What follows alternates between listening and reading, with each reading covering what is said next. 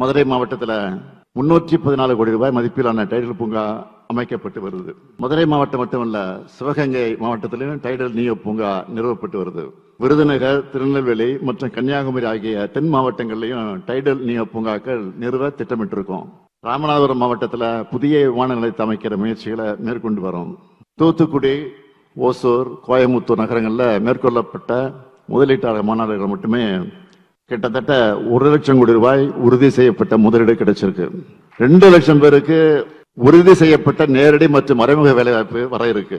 அந்த வகையில 186 திட்டங்களை ஈர்த்திருக்கிறோம்.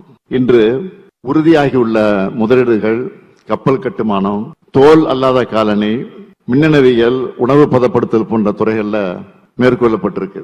மிக மிக முக்கியமா மதுரை மேலூர்ல 278.26 ஏக்கர் பரப்பளவுல பிரம்மாண்டமான சிப்காட் தொழிற்பூங்காவுக்கு இன்னைக்கு அடிக்கல் நாட்டியிருக்கேன். மகளிர் முன்னேற்றத்திற்காக, அவர்கள் பொருளாதார வளர்ச்சிக்காகவும் எண்ணற்ற முன்னெடுப்புகளை நம்ம அரசு மேற்கொண்டு வருது. நாட்டிலேயே அதிக அளவிலான பெண்கள் தொழிற்சாலைகள்ல பணிபுரிகிற மாநிலமாக தமிழ்நாடு யாரும் எட்ட முடியாத உயரத்தில் இருக்கு. அதுக்கு வலு சேர்ப்பது போல தைவான் நாட்டை சார்ந்த பேய் ஹாய் குழுமம் தோல் அல்லாத காலணி உற்பத்தி திட்டத்தை மதுரையில நிறுவ முன்வந்திருக்கு. இதன் மூலம் 15,000 பேருக்கு வேலை வாய்ப்புகளை கிடைக்க போகுது. அது பெண்களுக்கு. சிறிய அளவிலான சிப்பிலிருந்து பெரிய அளவிலான ஷிப் வர எல்லா துறைகள்லையும் தமிழ்நாடு தன்னம்பிக்கையோட தன்னிறைவு பெற்று தலை நிமிர்ந்து இருக்கிற காலமா திராவிட மாடல் ஆட்சி காலம் அமைஞ்சிருக்கு.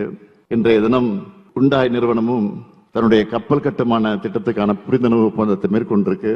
கப்பல் கட்டுமான துறையில தமிழ்நாட்டை முன்னிலைப்படுத்துகிற இந்த முதலீடு மற்ற மாநிலங்களை ஊக்குவிக்கிறதோட உதிரி பாகங்கள் உற்பத்தி நிறுவனங்களையும் ஈர்க்கக்கூடியதா இருக்கும். ஹுண்டாய் மோட்டார்ஸ் நிறுவனம் தமிழ்நாட்டின் வாகன துறையில எத்தகைய வளர்ச்சி ஏற்படுத்துச்சோ அதே போல ஹுண்டாய் நிறுவனத்தின் கப்பல் கட்டுமான நிறுவனமும் பெரும் வளர்ச்சியை உறுதியாக ஏற்படுத்தும்.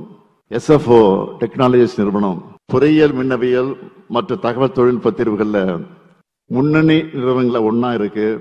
இந்த நிறுவனம் மின்னணு உதிரி பாகங்கள் உற்பத்திக்கான விரிவாக்க திட்டத்தை தேனியில் மேற்கொள்ள இருக்கு. அதுக்கான புரிந்துணர்வு ஒப்பந்தம் இன்று மேற்கொள்ளப்படுது.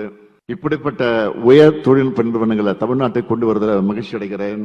தென் மாவட்டங்கள்ல ரிலையன்ஸ் இண்டஸ்ட்ரீஸ் நிறுவனம் பயோ எனர்ஜி துறையில 11,000 கோடி ரூபாயை முதலீடு செஞ்சிருக்கு.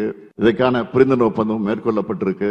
கீழடியின் பாரம்பரியத்திலிருந்து இன்றைய நாகரிகம் வர தன்னை தகவமைத்துக் கொண்டுள்ள இந்த மண் மனித நாகரிகத்தின் தளராத வளர்ச்சியை தன்னகத்தை தாங்கி நிற்குது. இந்த அனுபவங்களின் அடித்தளத்துல 42 லட்சம் மக்கள், அந்த மக்கள் தொகையை எதிர்நோக்கி இருக்கக்கூடிய நகர் ஊரமைப்பு இயக்கம் DTCP தயாரித்துள்ள மதுரை மாஸ்டர் பிளான் 2024 இந்த புதிய நகர்ப்புற வடிவமைப்பை கொண்டிருக்கு.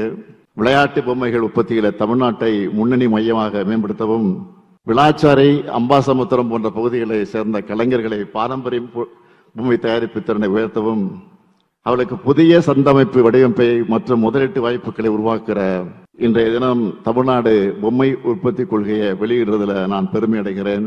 தொழில் மற்றும் கல்வித்துறை சார்ந்து அறிவு பொருளாதாரம் உருவாகணும் தான் தமிழ்நாடு பல்கலைக்கழக ஆராய்ச்சி பூங்கா அறக்கட்டளை என்கிற புதிய நிறுவனத்தை அமைச்சிருக்கிறோம். புதுமையை ஆற தழுவி வரவேற்கும் மதுரை மண்டலத்தில் மதுரை காமராசர் பல்கலைக்கழகம் மற்றும் அந்த பகுதியில் உள்ள முக்கிய நிறுவனங்களோடு இணைந்து 13 கோடி ரூபாய் தொடக்க முதலீட்டில் பல்கலைக்கழக ஆராய்ச்சி பூங்காவுக்கான நடவடிக்கை தொடங்கப்பட்டிருக்கு. இந்த நிறுவனம் 2,25 லட்சம் ரூபாய் மானியத்தோட பயன்பாட்டு ஆராய்ச்சி திட்டங்களுக்கு நிதி அளிக்குது. இந்த திட்டங்களுக்கான முதல் தவணையாக 75 லட்சம் ரூபாய் ஆராய்ச்சியாளர்கள் இந்த நிகழ்ச்சியில் நான் வழங்கி இருக்கிறேன். தமிழ்நாட்டை $1 டிரில்லியன் பொருளாதாரமாக உயர்த்தும் குறிக்கோளோடு நாங்கள் பயணத்தை நடத்தி கொண்டிருக்கிறோம். இந்த பயணத்தில் முதலீட்டாளர்களின் பங்கு மிக மிக அவசியம், மிக மிக முக்கியமானது. இந்த தருணத்தில் தமிழ்நாட்டில் முதலீடுகளை விரிவாக்க திட்டங்கள் மேற்கொண்ட அனைத்து முதலீட்டாளர்களுக்கும் என்னுடைய நன்றியும் வணக்கத்தையும் இந்த மேடையில் தெரிவிச்சுக்கிறேன். உங்க ஆதரவு தொடரணும். உங்க வருங்கால திட்டங்கள் எல்லாத்தையும் தமிழ்நாட்டில் நீங்கள் மேற்கொள்ளணும். இன்று புரிந்துணர்வு ஒப்பந்தம் மேற்கொண்ட நிறுவனங்களுக்கு என்னுடைய வாழ்த்துக்கள். இணைந்து வளர்வோம், இணையற்ற வளர்ச்சியை பெறுவோம். நன்றி, வணக்கம்.